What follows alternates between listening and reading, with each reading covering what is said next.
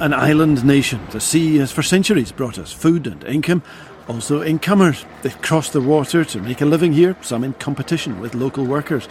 But now the fishing industry needs these Filipinos to stay afloat. They're always on the ship, they're ready to go, as opposed to a lot of labour didn't turn up. Some days you went down and they wouldn't be there, so it was causing a problem for us. A lot of the money made here is sent around the world. I work in the Philippines, very small salary, and then I'm going in the UK, big money. Migrant labour has become essential to fish processing in Scotland. It's important to agriculture and to the hotel trade, just as migrant researchers and students are highly prized by universities for their fees and know-how. But are they good for the economy? That's what our poll by YouGov asked 1,100 Scots last week. 36% said immigration is good for the economy, 37% said it's bad. The same question asked across Britain last year.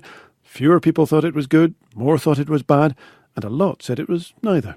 A second question on the economy. Do you think employers should give priority to British people over immigrants when recruiting for jobs? A clear majority think so, 58%, but not as many as across Britain. 30% of Scots said there should be no special treatment for those who already live here, far fewer across Britain. What may be underlying this is the big economic question. Are immigrants taking jobs from native Scots? Are they undercutting wages? Or are incomers essential to growing the economy and paying the pension, health and care bills for our ageing society? Those campaigning for more controls on immigration cite some evidence that wages for lower skilled work have been affected. The independent committee that advises the government on migration, they thought that there was some impact. There is a downward trend at the lower end of the salary scale. If you've got groups of people coming here prepared to work for less in more difficult conditions, of course it's going to have downward pressure, and that's exactly what does happen. Yet there's also evidence that immigrants help drive growth and are one response to that ageing society. We are a small open economy, which means we are dependent on trading internationally and competing head-to-head with some very competitive countries.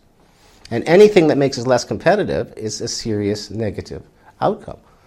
And just because you have a demographic situation where you're looking at population decline, labor force decline, and rapid aging, is not an excuse not to do anything. Right? This is sort of, the bottom line of this, right? Lower standard of living or growing labor force through immigration, basically.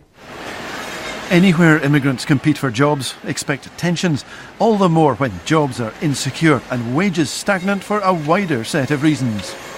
Douglas Fraser, reporting Scotland.